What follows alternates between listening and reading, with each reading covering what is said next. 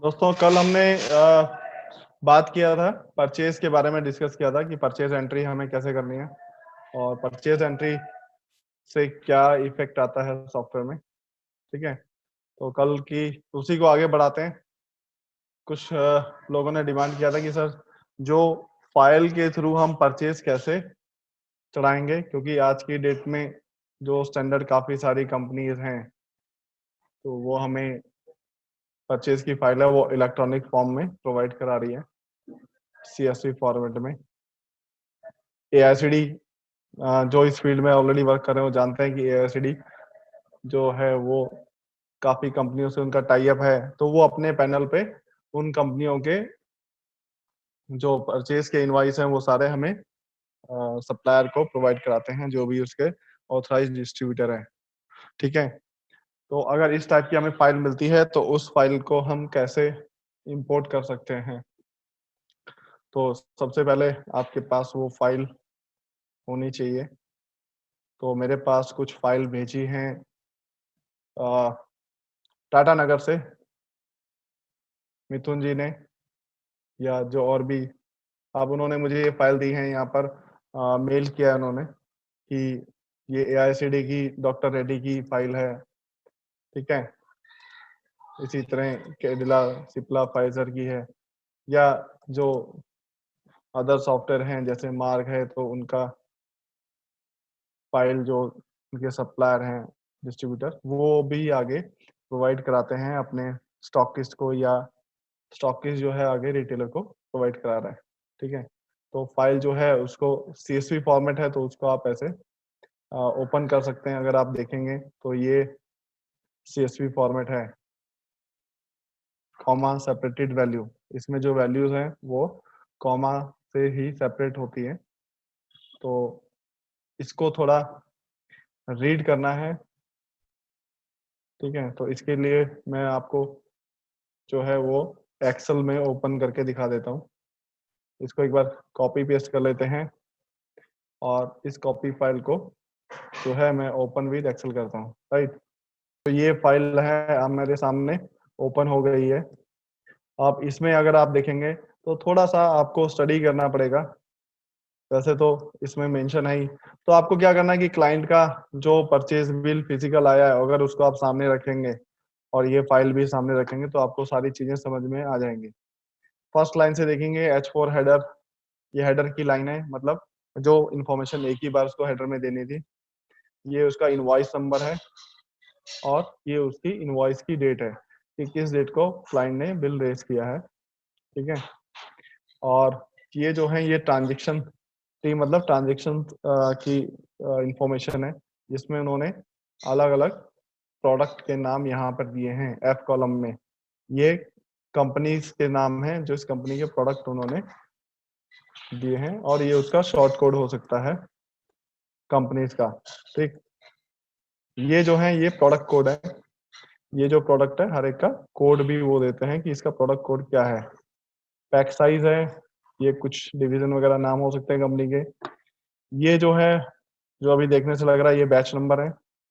ये expiry date है, expiry date का फॉर्मेट जो है वो कॉमा या डैश या स्लैश नहीं है, सिंपल है। तो राइट, इस तरह से ये फाइल आएगी। और ये इन्होंने आगे कुछ और, आई थिंक ये HSN कोड है। ठीक है, नाम, पैकिंग, रेट, MRP फिर से आगे दिया है। तो ये कुछ इस टाइप से फाइल होगी।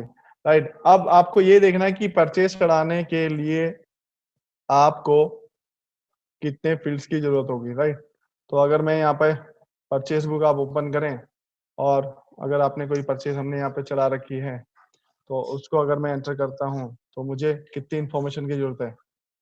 ठीक है, सप्लायर नेम तो मुझे मालूम ही है, लिखा ही होगा इनवॉइस पे।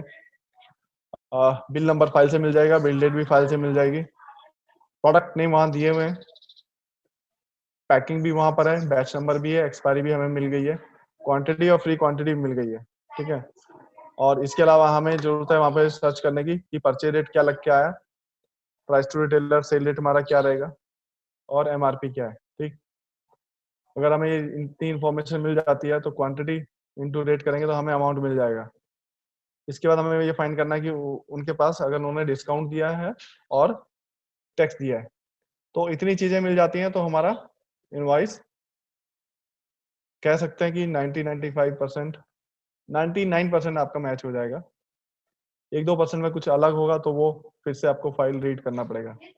ठीक, अब आपको करना क्या है, तो सबसे पहले हमें एक रिकॉन ने एक मेथड दिया है कि जिसके अंदर आप एक मेथड यानी एक फॉर्मूला क्रिएट बना देते हैं कि अगर मुझे इस कंपनी की फाइल आती है तो उसके लिए मुझे एक ब्रिजिंग मतलब एक मेथड हमें क्रिएट कर देना है जिससे उस फाइल को हम डायरेक्टली अपने सॉफ्टवेयर में इंपोर्ट कर सकते हैं।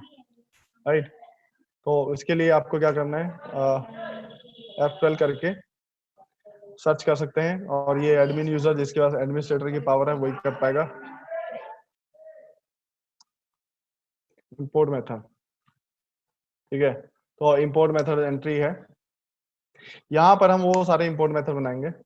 तो शॉर्टकट से भी आप जा सकते हैं, वैसे अगर आप एडमिन में जाएंगे तो कॉन्फ़िगरेशन में यहाँ पर इंपोर्ट मेथड एंट्री है। ठीक है, तो यहाँ से एंट्री बनाएंगे और अगर मैं यहाँ पे F1 करता हूँ तो मैंने ये ऑलरेडी कई सारे जो हैं यहाँ पर बना रखे हैं। राइट, फिर भी स्टार्टिंग में बेसिक चीजें मैं बता दूं, बाद में मैं मेथड आपको ओपन करके दिखा दूंगा। तो जो भी सप्लायर का हमें बनाना है उसका हमने CSV दे दिया। अब हमें ये देखना है कि जो सप्लायर के इनवॉइस फाइल है उसमें जो कोड दिया है वो मेरे कोड से तो मैच नहीं करेगा, तो कोड टू कोड तो हम नहीं कर पाएंगे उसका मैपिंग।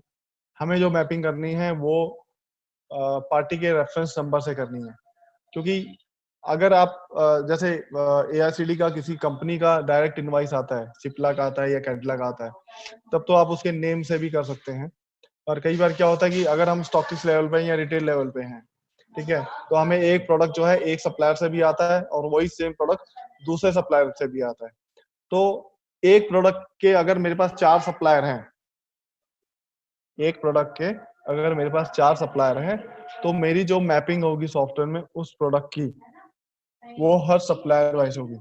राइट, तो इसलिए मुझे यहाँ पर जो है पार्टी रेफरेंस नंबर मतलब उस सप्लायर का कोई एक ऐसा की है जो मुझे यहाँ पे डिफाइन करना है, ताकि सॉफ्टवेयर उसको हर बार चेक करे, अगर वो उस सप्लायर के थ्रू मैच होता है तो वो प्रोडक्ट अपने आप पिक कर लेगा। अब पार्ट नंबर की बात करें तो अगर ऑटोमोबाइल सेक्टर की बात करते हैं तो जो पार्ट नंबर हैं वो आपके यूनिक होते हैं। अगर मान लीजिए हीरो होंडा का कोई पार्ट है तो वो अगर मिंडा कंपनी बना रही है तो उसका एक पार्ट कोड होगा, वो यूनिक होगा। मतलब अगर वो होलसेलर या स्टॉकिस्ट या रिटेलर के पास है तो वो पार्ट नंबर सेम होगा। राइट, तो वो पार्ट नंबर से अगर हम चलते हैं तो हमें रेफरेंस नंबर सेलेक्ट करना है, वो हमारे यूनिक होंगे। इसके बाद बारकोड भी यूनिक हो सकता है जो स्टैंडर्ड कंपनीज के हैं। अगर आप FMCG में काम कर रहे हैं और अगर एक ऐसा सप्लायर है जो बारकोड भी आपको प्रोवाइड करा सकता है तो आप बारकोड से भी मैपिंग कर सकते हैं। या इसका यूज हम वहां पर भी करते हैं कि अगर जिसके पास एक से ज्यादा शॉप हैं, 2 शॉप हैं, एक जगह परचेज करते हैं और दूसरी जगह अपना गुड्स एक ब्रांच से दूसरी ब्रांच में ट्रांसफर करते हैं, तो आप ये फाइल बना के बारकोड के थ्रू वो फाइल ट्रांसफर कर देंगे और वहां पर वो बारकोड से मैप करके इंपोर्ट कर सकता है, तो वो मैपिंग हो जाएगी। तो हम यहाँ पे थे, पार्टी रेफरेंस नंबर मैंने बता दिया, वो आपको सिलेक्ट करना है।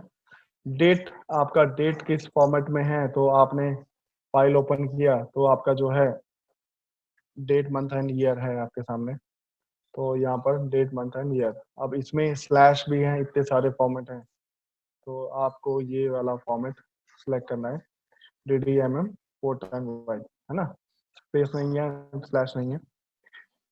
एंड मैन्युफैक्चरिंग डेट भी ये है और एक्सपायरी डेट का फॉर्मेट भी हमारा यही है। ठीक है, ये जो एक्सपायरी डेट है 1/09/2021 है।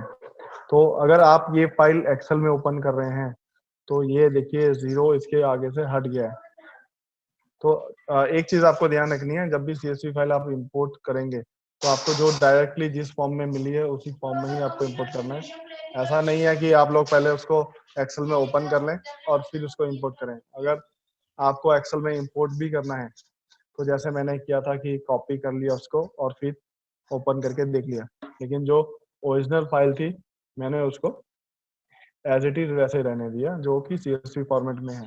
हालांकि ये फाइल ऑलरेडी ओपन हो चुकी है एक्सेल में, तो वो 0 जो आगे लगा हुआ है 1 के आगे, वो दिक्कत आपको आ सकती है। ठीक है, आगे बढ़ते हैं। शीट स्टार्ट फ्रॉम 1, तो जो शीट इंडेक्स में आपको शीट नंबर देना है। शीट स्टार्ट फ्रॉम मतलब फर्स्ट लाइन से मेरी ये शीट स्टार्ट हो रही है, फर्स्ट लाइन से स्टार्ट हो रहा है, right. Item start from, item मेरी किस लाइन से स्टार्ट हो रही है, यहाँ से, दैट मीन सेकंड लाइन से आपकी स्टार्ट हो रही है, तो यहाँ पे सेकंड आपको देना है। कैलकुलेशन में बाय डिफॉल्ट 1 नंबर कैलकुलेशन आपको लगा देनी है। ठीक है, ऑटो क्रिएट मास्टर, अगर मैं इस ऑप्शन को टिक कर दूंगा ऑटो क्रिएट मास्टर से, तो जो मास्टर इस फाइल के अंदर है, मतलब प्रोडक्ट का नाम, पैकिंग, कंपनी, वो सब, तो वो मेरी ऑटोमेटिक सॉफ्टवेयर में क्रिएट भी हो जाएंगे। लेकिन मुझे ऐसा नहीं करना है। ये फीचर्स फार्मा में या जब आप दूसरे रिटेलर से, स्टॉकिस्ट से आप गुड्स खरीद रहे हैं, तो आपको ये एड ऑन नहीं करना है, क्योंकि मैंने जैसे बताया था कि रिटेल में आप एक प्रोडक्ट 4 लोगों से खरीदते हो या 5 स्टॉकिस्ट से खरीदते हो, या हो सकता है 2 से खरीदते हो और 1 से भी खरीद सकते हो। ठीक है, तो जहां पर एक प्रोडक्ट मल्टीपल लोगों से आता है और आप उसका पार्टी का रेफरेंस नंबर से मैपिंग कर रहे हैं, तो दैट मीन्स क्या है कि अगर ये ऑप्शन में टिक कर दूंगा तो वो प्रोडक्ट मेरा 4 बार क्रिएट हो जाएगा, एक क्लाइंट से भी, फिर दूसरे से भी, तीसरे से भी, चौथे से भी, क्योंकि चौथा का सबका अलग अलग रेफरेंस नंबर रहेगा। या अगर मैं नेम से भी मैपिंग करता हूँ, तो हो सकता है कि एक कस्टमर ने उस प्रोडक्ट के नाम लिखा है, उसमें स्पेस दे दिया, दूसरे ने डैश लगा दिया, मतलब कहने का मतलब कि उनके प्रोडक्ट तो सेम है, लेकिन उनका लिखने का तरीका अलग है, इसलिए वो 100% मैच नहीं करेगा, तो वो उसको अलग क्रिएट कर देगा। ठीक है, इसके बाद फाइल का टाइप क्या है, फाइल का टाइप हमारा CSV है। ये 4 ऑप्शन छोड़ दीजिए, इसका कोई यूज नहीं है इस मेथड में। इसके बाद हमें यहाँ पर फील्ड बताते जाना है। तो सबसे पहले जो हमने पार्टी रेफरेंस नंबर लिया था, वो हमें यहाँ पे कहाँ मिलेगा, तो इसको अगर हम यहाँ पे सर्च करें, तो वो मुझे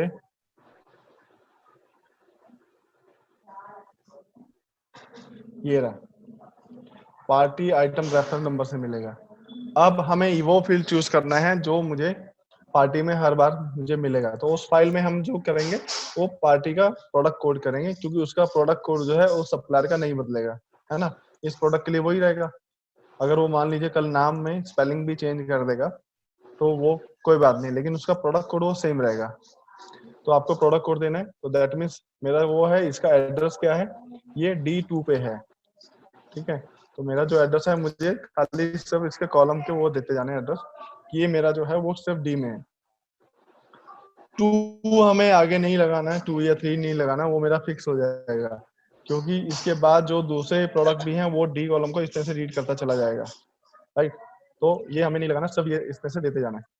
और यहाँ पर अगर हम प्रोडक्ट का नाम देखें, तो नाम हमारा कहाँ पर है, बस उसको सेल में बताते जाना है कि नेम मेरा जो है वो F पे आपके आएगा, G पे पैकिंग आएगा। तो मैंने सर्च कर लिया F, तो यहाँ पर वापस I item packing, G item के बाद मुझे क्या चाहिए, बैच नंबर। ठीक है, I और J पे बैच एक्सपायरी, फर्स्ट कैरेक्टर वही बार बार प्रेस करते जाना है, B INJ, राइट, I, और इसके बाद है एक्सपायरी डेट। टैक्स देने की जरूरत नहीं है, क्योंकि हमने ऑलरेडी प्रोडक्ट क्रिएट किया होगा, और प्रोडक्ट अगर हमने क्रिएट किया है अपना, तो हमें सिर्फ मैपिंग करनी है। अगर हमें अब देखना है डिस्काउंट, डिस्काउंट आपका है W पे, तो यहाँ पर आपको I दबाना है, दबाते रहना है जब तक मेरे पास आइटम डिस्काउंट ना आ जाए, राइट, W। और HSN वगैरह भी हमें यहाँ से करने की जरूरत नहीं है, अगर आप लिखना चाहें तो लिख सकते हैं AM। ये मेरा कॉमोडिटी से हो सकता है, कॉमोडिटी HSN गोल्ड, ये। तो इतनी चीजें तो मैंने लिख दी जो मेरी यहाँ पे थी। इसके अलावा जैसे पार्टी का बिल नंबर है हेडर पे, है ना, ये आपका इनवॉइस नंबर, तो ये मेरा जो है वो फिक्स है, क्योंकि वो एक ही बार है, बार बार रिपीट नहीं होगा। तो इसका जो सेल है वो मेरा क्या हो गया यहाँ पे C1, ठीक है। तो मैंने यहाँ पे डिफाइन कर दिया कि मेरा जो पार्टी का बिल नंबर है वो मेरा C1 के अंदर है, और इसके बाद मुझे क्या चाहिए, पार्टी की बिल डेट। तो वापस 2 बार P दबाया, तो मेरा सेल कहाँ पर है, ये TA, दैट इज D1। इसको आपको सेव कर देना है। तो ये तरीके से आप इंपोर्ट मेथड आपका कंप्लीट, एकदम आसान है, बस थोड़ा सा समझना है। फाइल में जो जो लिखा है वो इन्फॉर्मेशन हमें यहाँ डालनी है, ठीक है। तो इसी तरह और भी बने हुए हैं, जैसे अगर आप सिप्ला की बात करें, कैटला की बात करें, तो वो भी इसी तरीके से बने हुए हैं। तो अगर आपके पास एक मेथड है तो उसको आप कॉपी करके दूसरा मेथड में ले सकते हैं, इजिली उसको कॉपी पेस्ट कर सकते हैं, ठीक है। कॉपी पेस्ट का आपको मालूम है कैसे करना है, तो एक आसान तरीका काफी लोगों को मालूम है कि जैसे मान लीजिए मुझे इतने फॉर्मेट मेरे बने हुए हैं, ठीक है। AICD के मैक्सिमम फॉर्मेट जो है वो सेम है, कुछ कुछ कंपनी में डिफर आता है, तो हमने उनके थोड़े अलग कर लिया। जैसे इंटास का है, ये है। अब मेरे पास एक फाइल आई है, मान लीजिए कैडिला की, अब कैडिला इसमें नहीं है, और वो मेरे एग्जिस्टिंग फॉर्मेट AICD आपने लगाया उससे इंपोर्ट नहीं हो रहा है, या उसका कॉलम डिफर है। तो आपने फाइल ओपन किया, आपने कहा ठीक है एक कॉलम डिफर है तो मुझे उसको चेंज करना है। तो आपको क्या करना है, AICD वाला ओपन कर लेना है, और यहाँ पे चेंज कर देंगे। सब कोड में आपने चेंज कर दिया, तो यहाँ पर आपने कैडिला लिख दिया। तो जब भी हम कोड चेंज करेंगे तो कहेगा सॉफ्टवेयर आपसे कि is it a new entry, yes, और कैरी फॉर्म मतलब उसको कॉपी करना है, यस। तो वो नए फॉर्म पे भी वही इंफॉर्मेशन आ गई, और आपने यहाँ पे नाम चेंज कर दिया और इसके बाद सेव कर दिया, ठीक। तो आपका ये कैडिला का एक और बन गया, कॉपी हो गया। अब इसको ओपन करके आप वो कॉलम पर्टिकुलर चेंज कर सकते हैं और उसको सेव कर दीजिए, ठीक है। ये तो हो गया इंपोर्ट मेथड, इसको मिनिमाइज कर देते हैं। अब इंपोर्ट मेथड बनने के बाद सेकंड स्टेप, जब हम परचेज चढ़ाने जाएंगे, तो वापस हम परचेज पे गए, एंटर किया। अब आपके सामने है सप्लायर, ठीक है। मान लीजिए आपका जो परचेज है वो आयुष ही मान लेते हैं। तो आपका उसका अकाउंट को एडिट करना है, लेजर को, सप्लायर के, और यहाँ पर ई परचेज का ऑप्शन है, यहाँ पर आपको जो है इंपोर्ट मेथड सेलेक्ट कर देना है, ठीक है। इसमें बहुत सारे फॉर्मेट आपको दिख रहे होंगे, इसमें जो फॉर्मेट चूज नहीं करने हैं, इसलिए नहीं करने हैं कि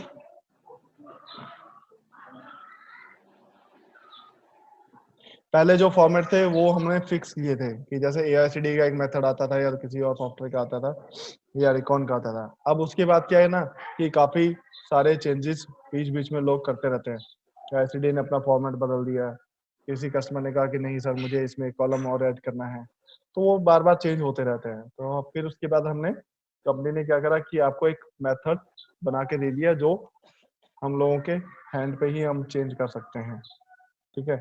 तो उसका नाम इंपोर्ट मेथड है, और हम अपने हिसाब से जितनी मर्जी बार चेंज कर लें, इसके लिए हमें डेवलपर के ऊपर डिपेंड रहने की जरूरत नहीं है। तो उन्होंने एक टूल बना के हमें दे दिया, आप अपने हिसाब से डिजाइन कर लीजिए जैसा आपको नीड है। और यहाँ पर सप्लायर है, तो ये सप्लायर से हमें कौन सा मेथड फॉलो करना है तो हमने बता दिया। यहाँ पे जो अभी हमने बनाया था CSV5, ये मैंने सेलेक्ट करा दिया और इसको सेव कर दिया।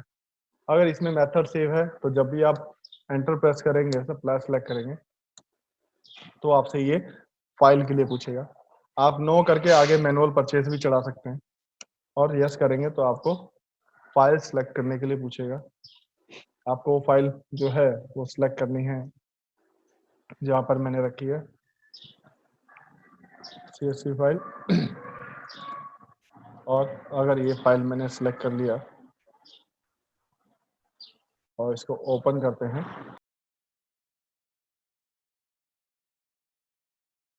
देखिए अगर CSV फाइल मैंने ओपन किया तो आपके सामने ये विंडो खुल के ओपन आ गई कि आपके पास ये जो प्रोडक्ट है वो हमें यहाँ पर मैपिंग करना है। लेफ्ट साइड में जो ये दिखा रहा है, ये आपका फाइल से दिखा रहा है कि इस फाइल के अंदर ये प्रोडक्ट आए हैं। आपको यहाँ पे एंटर प्रेस करना है, और वो प्रोडक्ट यहाँ पे सर्च करना है। अब एम्ब्लो गार्ड जो है वो मेरे पास यहाँ पे नहीं है, ठीक है, तो आप वो प्रोडक्ट यहाँ पे क्रिएट कर सकते हैं, नया।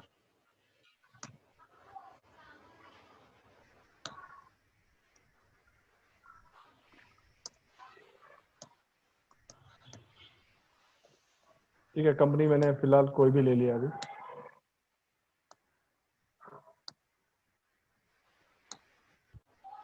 और ठीक है, तो हम लोग गार्ड इस तरह से मैं यहाँ पर ये सिलेक्ट कर लूंगा।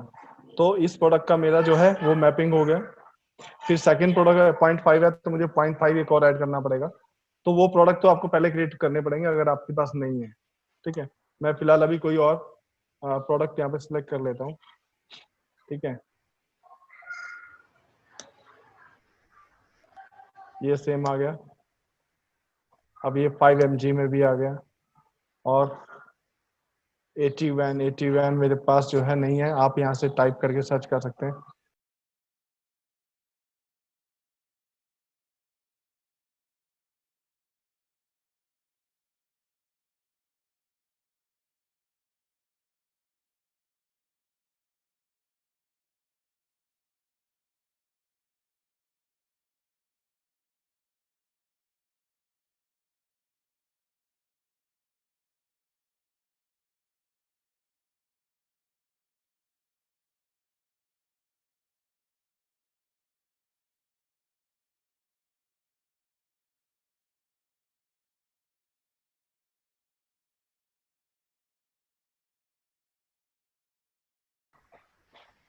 इसके बाद जो है यहाँ पर ही एक ऑप्शन और है, जिसपे आप, जैसे ये प्रोडक्ट डुप्लीकेट हुआ तो मैच नहीं हुआ, तो उसने फिर से पूछा है तो ये मैप करना है।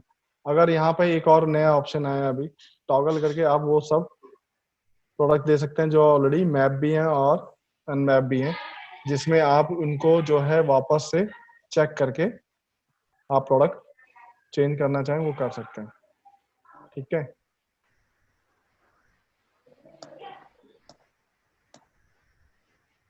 तो इस तरह से ये देखिए, जो प्रोडक्ट के साथ मैंने वो मैपिंग किया उस प्रोडक्ट का, तो प्रोडक्ट मेरे सारे इस तरह से लोड हो जाएंगे। जो उस फाइल के अंदर है वो परचेज मेरी यहाँ पर आ गई है, और वो प्रोडक्ट मेरे इंसर्ट हो गए हैं, product name, packing, batch, expiry, ठीक है। तो आप वापस से मैच कर लेंगे और इसको सेव कर दिया है। तो इनवाइस नंबर अपना यहाँ पर आ गया, उसका डेट आ गया। तो इस तरीके से आप किसी भी फाइल का, मतलब कोई भी कंपनी का हो आपके पास CSV फाइल, और same as well Excel less file भी ये सपोर्ट करता है, क्योंकि जब हम मेथड बनाते हैं तो वहाँ पे हमसे फाइल का फॉर्मेट आपसे पूछा जाता है, तो वहाँ पर आप ये कर सकते हैं। तो इस तरह से ये इलेक्ट्रॉनिक फाइल तो आप इंपोर्ट यहाँ से कर सकते हैं, राइट। अब हम आगे बढ़ते हैं परचेज में ही। देखिए, स्टॉक रिसीव और सैंपल गुड्स का मैं कल मैंने एक थोड़ा सा बताया था, हमें इसमें कुछ भी आगे ऐसा नया कुछ नहीं है बताने को। स्टॉक रिसीव की एंट्री भी आप ऐसे ही करेंगे। अगर किसी यहाँ नया बिजनेस स्टार्ट होता है तो स्टॉक रिसीव की एंट्री आप यहाँ से जब करेंगे तो आपको क्या करना है कि सिंपल एक लेजर क्रिएट कर लेना है स्टॉक ओपनिंग करके। अदरवाइज आप शिफ्ट F5 करेंगे, यहाँ पे क्लाइंट की हेल्प खुलने के बाद ऑल लेजर आ गए, आप यहाँ पे स्टॉक का लेजर भी सिलेक्ट करके ले सकते हैं, ठीक है। यहाँ पे एंट्री नंबर डाल दिया अपनी मर्जी से 1 नंबर, और जैसे आपको मैंने परचेज चलाना सिखाया था इसी तरह आप स्टॉक रिसीव की टाइप किया आपने नाम, और सिंपल एंटर किया। जो बैच आपके पास काउंटिंग में मिलता गया कि हाँ ये बैच मेरे लिए मिला है, और उसकी एक्सपायरी अगर चेंज है तो यहाँ से आप चेंज कर सकते हैं, और इतनी क्वांटिटी है MRP, और ये उसका इस तरह से आप अपना पूरा स्टॉक काउंट करके डाल सकते हैं, ठीक है। जितना स्टॉक आप यहाँ पे डालेंगे वो आपका इतनी क्वांटिटी इस बैच की एड ऑन होती जाएगी। तो ये सिंपल तरीका है स्टॉक रिसीव करने का। ओपनिंग स्टॉक जिनका नया फर्म स्टार्ट हुआ है, क्योंकि वो परचेज तो नहीं है, पुराना एग्जिस्टिंग स्टॉक डालना है, तो इस तरीके से आप डाल सकते हैं, ताकि आपको सारी इन्फॉर्मेशन एक ही फॉर्म पे वो पूछ ले कि इसका परचेज रेट क्या है, PTR क्या है, MRP क्या है, और आपकी कॉस्टिंग वगैरह भी इससे कैलकुलेट हो जाए, ठीक। सैंपल रिसीव भी इसी तरह से है। अब हम बात करेंगे चालान की। परचेज चालान सेम परचेज की तरह एंट्री होगी। डिफरेंस मैंने कल आपको बताया था कि इसमें जो है इसका इस एंट्री का सिर्फ इन्वेंट्री का वाउचर पोस्ट होगा, अकाउंटिंग का वाउचर पोस्ट नहीं होगा। तो मैंने यहाँ पर एक मेडिसेल को सिलेक्ट किया और मैंने उसका चालान नंबर, डिलीवरी चालान नंबर डाला फर्स्ट, और यहाँ पर मैंने प्रोडक्ट जो है एबीडी प्लस, मेरे पास चालान पे जो है 10 पीस उन्होंने मुझे दिए हैं इस तरीके से। ठीक है, सॉफ्टवेयर क्या करता है कि उसका लास्ट जो हिस्ट्री है वो भी आपको नीचे शो हो रही है कि इससे पहले मैंने कब वो खरीदा था और किस सप्लायर से खरीदा था ये पर्टिकुलर प्रोडक्ट। तो ये अगर आपने अलग अलग सप्लायर से भी खरीदते हैं तो भी आपको यहाँ पे शो करेगा कि किस डेट को आपने कौन सा बैच का कितना क्वांटिटी लिया और क्या रेट डिस्काउंट और आपकी कॉस्टिंग आपकी क्या पड़ी थी। ठीक है, तो ये आपको कस्टमर जरूर पूछते हैं, ये दिखाना है। और इसमें जो हिस्ट्री है ऐसा नहीं है कि वो फिक्स 1 ही आएगा या लास्ट 4 आएंगे, इसमें काफी सारे जितनी हिस्ट्री है वो आ सकती है। इवन प्रीवियस ईयर का भी हिस्ट्री जो है वो यहीं पर शो करेगा। इसके अलावा जो भी आपके सामने प्रोडक्ट आ रहे हैं वो आप टाइप करते जाएंगे और अपना जो परचेज है आपके पास चालान से आई है वो आप डालते चले जाएंगे। ठीक है, create purchase rate yes 30-32, suppose 42 मैंने एमआरपी डाल दिया। इस तरह से अगर जो भी डिस्काउंट आया वो इसमें से आप डाल सकते हैं। ये मैंने एक चालान से आज स्टॉक मंगाया था, ये एक एंट्री होगी। इसका इफेक्ट जो है इस वैल्यू का आपके अकाउंट में नहीं जाएगा, सिर्फ और सिर्फ ये इन्वेंट्री पे इफेक्ट कर रहा है। अब इसके बाद नेक्स्ट डे फिर आपके पास जो है वो चालान नंबर 2 फिर सेम पार्टी से आ गया और इसमें आपके पास जो है वो डिफरेंट गुड्स आ गए।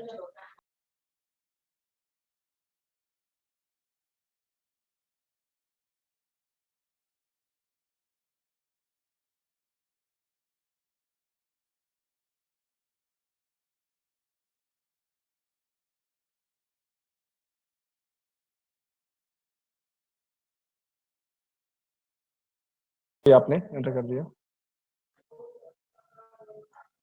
Save, right. तो ये चालान की एंट्री इस तरह से करते जाएंगे तो मेरे पास स्टॉक आपके पास आ गया। अब इसमें जो जरूरी रिपोर्ट्स है आप यहाँ पर देख सकते हैं कि परचेज के अंदर पेंडिंग चालान है और चालान टू बिल है। चालान टू बिल से क्या होगा कि आप बल्क में आपने क्लाइंट सेलेक्ट किया और अगर मैं यहाँ पे कुछ भी सिलेक्ट नहीं करता हूँ, रीड करता हूँ, तो मेरे पास जितने भी सप्लायर हैं सबका इनवॉइस जो पेंडिंग है, पेंडिंग मतलब आपने जब तक उसको इनवॉइस में कन्वर्ट नहीं किया है ना। आज तो मैंने स्टॉक रिसीव कर लिया तो भाई फ्री में तो मुझे वो नहीं देगा, तो नेचुरली उसका बिल भी आपके पास आएगा। और जब आपके पास इनवॉइस आएगा तो वो जो चालान सिस्टम पे काम करते हैं तो वो आपको अपने इनवॉइस जब रेज करेंगे तो वो आपको उस इनवॉइस के अंदर वो गुड्स उन्होंने हमें किस डिलीवरी चालान में डिलीवर किया था वो भी मेंशन होगा और हो सकता है कि उसका रिसीविंग कॉपी भी अटैच्ड हो। ठीक है, अगर एक सप्लायर का बिल आया है तो आप यहाँ पे सप्लायर को टैग कर लेंगे, जैसे ही F1 करेंगे तो यहाँ पर आप सप्लायर को टैग कर लेंगे, टाइप करके सर्च करके एंटर करना है। तो वापस रीड करेंगे तो उसी सप्लायर चालान जो आपके पेंडिंग है तो आपको क्या करना है कि वो बिल यहाँ पे टैग कर लेना है। सिलेक्ट ऑल भी कर सकते हैं और यहाँ पर और भी ऑप्शन आपको यहाँ पर दिख रहे हैं कि जैसे आप पर्टिकुलर डेट रेंज डाल सकते हैं, क्योंकि देखिए चालान हमारे पास डेली आते हैं। ठीक है, तो जो उसने 19 में आज 19 डेट को चालान दिया हो सकता है उसका बिल उसने आज नहीं बनाया हो, उसने आज से पहले के जितने भी चालान इशू किए थे 18 तक वहां तक का रेस किया है। तो आपको वो डेट फिल्टर भी आप यहाँ पे लगा सकते हैं, है ना, कि 18 तक के जितने चालान हैं वो मुझे शो करे। तो जब आप यहाँ पे रीड करेंगे तो आप देखेंगे कि इस पर्टिकुलर क्लाइंट का इस डेट तक कोई चालान नहीं है, वो फिल्टर हो गया। या जितने भी चालान आपको यहाँ पे शो होंगे उसके बाद आप सिलेक्ट ऑल करेंगे और इनवॉइस बनाएंगे, क्लिक करेंगे तो आपका जो इनवॉइस है चालान का वो बिल में कन्वर्ट होता जाएगा। ठीक है, अब यहाँ से तो आप मल्टीपल का एक साथ टिकिंग करके कर सकते हैं।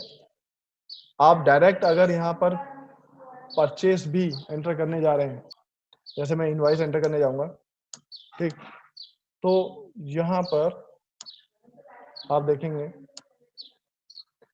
वो अगर आपके पेंडिंग चालान है तो ये मैसेज जो बॉक्स है मेरे पास ऑटोमेटिक आएगा, do you want to read challan, ठीक।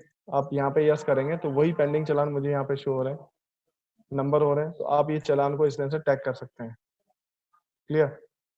और ये अगर मैं ओके कर देता हूँ तो फिर मेरे पास प्रोडक्ट आ जाएंगे, और फिर से ओके किया तो दोनों चालान के जो प्रोडक्ट हैं मेरे पास यहाँ लोड हो गए। तो इस तरह से मैं ये जो चालान है वो इनवॉइस में कन्वर्ट कर लूंगा। अब जब ये वाली परचेज की एंट्री होगी, मैंने आपको पहले बताया था कि जब भी आप परचेज की एंट्री करेंगे तो आपके 2 वाउचर जनरेट होंगे। नंबर 1 इन्वेंट्री में इफेक्ट होगा, नंबर 2 अकाउंट्स में जाएगा। अब इस केस में थोड़ा सा चेंज है, आप लोग समझ गए होंगे। चालान से जो पहले हमने कन्वर्ट किया, एंट्री किया था, वहां पर मेरा इन्वेंट्री इफेक्ट हो चुका है, अकाउंट का पार्ट इफेक्ट नहीं हुआ था। और वो पेंडिंग चालान जब मैं इनवॉइस में कन्वर्ट करता हूँ यहाँ पे, तब मेरा फाइनेंशियल इफेक्ट आएगा और स्टॉक का नहीं आएगा, क्योंकि वो मैंने ये डेटा मैंने चालान से पिक किया है, उसका इफेक्ट मैं ऑलरेडी ले चुका हूँ। क्लियर। अब इसको मैंने अभी यहाँ पे सेव नहीं करता हूँ, मैं एक प्रोडक्ट सेलेक्ट करता हूँ एबीडी। मैं फिर से आपको एक चीज यहाँ पे शो करता हूँ। अगर मैं यहाँ पे डायरेक्ट परचेज करने गया, ठीक है, और एबीडी प्लस, ठीक है, तो जैसे ही मैं ये प्रोडक्ट सेलेक्ट करता हूँ तो ये रिकॉर्ड में एक नया फीचर आया कि ये प्रोडक्ट ऑलरेडी आपका पेंडिंग है, सी परचेज मतलब चालान की परचेज के अंदर। तो इससे आपको ये क्लियर हो गया कि यार ऐसा तो नहीं है कि मैंने पहले गुड्स आया था, चालान में एंट्री कर दी, वापस स्टॉक में एंट्री हो गई है मेरी, ठीक है, और फिर से आइटम का बिल आया और ऑपरेटर ने उठा के बिल जो चलाना शुरू किया, चालान तो कन्वर्ट किए नहीं, और उठा के बिल का एंट्री करना शुरू कर दिया, राइट। तो ये मैसेज आपको यहाँ पर शो हो जाएगा कि ये प्रोडक्ट जो है ऑलरेडी आपके चालान में पेंडिंग है। तो एक मैसेज उनको मिल जाता है कि यार स्टॉक ऐसा ना हो आप 2 बार चढ़ा लें, ठीक है। तो ये आ गया, तो यहीं पर हमें अलर्ट हो जाना है। क्लियर। तो चालान और चालान टू बिल दोनों टाइप मेथड देख चुके हैं आप कि एक साथ कन्वर्ट कैसे करना है, और पार्टी जब बिल बनाने जाएंगे तो भी आपके सामने आ जाएगा। ठीक है, चलिए सेशन क्लोज करते हैं अब।